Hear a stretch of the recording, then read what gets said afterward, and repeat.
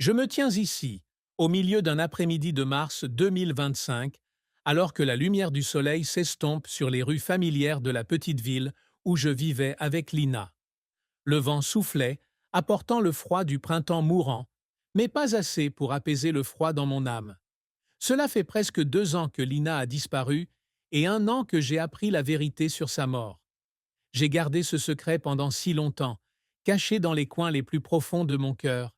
Mais maintenant, je ne peux plus rester silencieux. J'ai dû avouer la vérité, non pas pour demander pardon, mais pour me libérer des obsessions qui m'emprisonnaient chaque jour. Ma vie est désormais une série de souvenirs douloureux entre Lina et moi, des souvenirs qui étaient autrefois légers et qui se sont transformés en ténèbres qui ne peuvent être dissipées. Le jour où Lina a disparu et les jours désespérés, Lina a disparu le 17 mai 2023. C'était une matinée normale, du moins c'est ce que je pensais. Lina, dont les longs cheveux bruns étaient toujours en bataille au réveil, m'a embrassé sur la joue avant de quitter notre petit appartement à la périphérie de la ville. Elle a dit qu'elle allait rencontrer une amie, quelqu'un dont je n'avais jamais entendu parler auparavant. Mais, a-t-elle appelé? Je n'ai aucun doute. Lina est introvertie, mais toujours sincère, et je lui fais plus confiance qu'à quiconque au monde. Elle portait la veste turquoise que je lui avais offerte pour son 25e anniversaire, portait son vieux sac en toile préféré et est partie avec un doux sourire dont je me souviens encore clairement. Mais Lina n'est pas revenue. Le soir, quand l'horloge a sonné 21 heures et qu'il n'y avait toujours pas de nouvelles d'elle, j'ai commencé à m'inquiéter. J'ai appelé, mais son téléphone a sonné et je suis tombé sur la messagerie vocale. Lina, où es-tu? Rappelle-moi. Ai-je laissé un message d'une voix tremblante? Cette nuit-là, je n'ai pas pu dormir, les yeux rivés sur la porte, espérant qu'elle s'ouvrirait et que Lina entrerait en riant de combien elle m'inquiétait.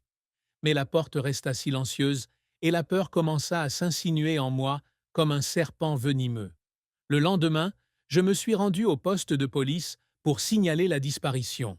Ils m'ont posé toutes sortes de questions. Ce que portait Lina, où elle allait, si elle avait des ennemis, des signes inhabituels. J'ai répondu à chaque question une par une, en essayant de rester calme même si mes mains tremblaient tellement que je ne pouvais même pas tenir le verre d'eau qu'ils m'offraient. La police a ouvert une enquête, mais les jours suivants ont été remplis de hochements de tête et de paroles de réconfort dénuées de sens. Nous faisons de notre mieux, disait-il, mais je savais qu'il ne croyait pas vraiment que Lina serait retrouvée. Une semaine passa, puis 1 mois, puis 3 mois. Lina semblait s'évaporer de ma vie, me laissant avec un vide indescriptible. À cette époque, je vivais comme une ombre. Je vais travailler à l'atelier de réparation automobile, mais mon esprit n'y est pas. J'ai fouillé tous les coins de l'appartement à la recherche d'indices. Un morceau de papier, un vieux message texte, tout ce qui pourrait expliquer ce qui est arrivé à Lina. Je suis allé dans les endroits qu'elle fréquentait. Le café du coin, où elle aimait s'asseoir et lire, le petit parc où nous avions l'habitude de traîner le week-end, et même la vieille gare où elle avait l'habitude de se tenir debout et de regarder les trains passer. Mais tout cela en vain.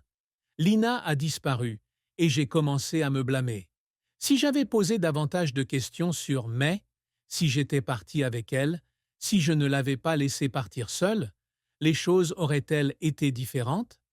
La vérité sur la mort de Lina ne m'est venue à l'esprit qu'un jour pluvieux d'avril 2024, presque 1 an après sa disparition. J'ai reçu un appel d'un numéro inconnu. La voix à l'autre bout du fil était grave et froide. Si vous voulez savoir ce qui est arrivé à Lina, allez à la lisière de la forêt à l'ouest de la ville. Seul. N'appelez pas la police.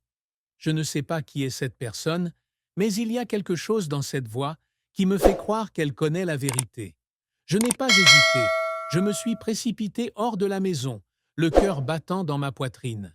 Quand j'ai atteint la lisière de la forêt, il faisait sombre. Un homme portant un sweat à capuche noire m'attendait sous l'arbre. Il ne m'a pas laissé voir clairement son visage, mais sa voix correspondait à l'appel précédent.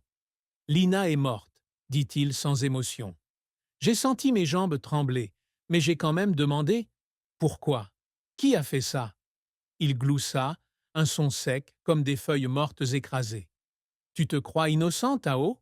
C'est toi qui l'as entraîné là-dedans?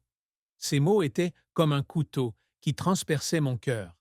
Il m'a raconté une histoire à laquelle je ne voulais pas croire, mais au fond, je savais que c'était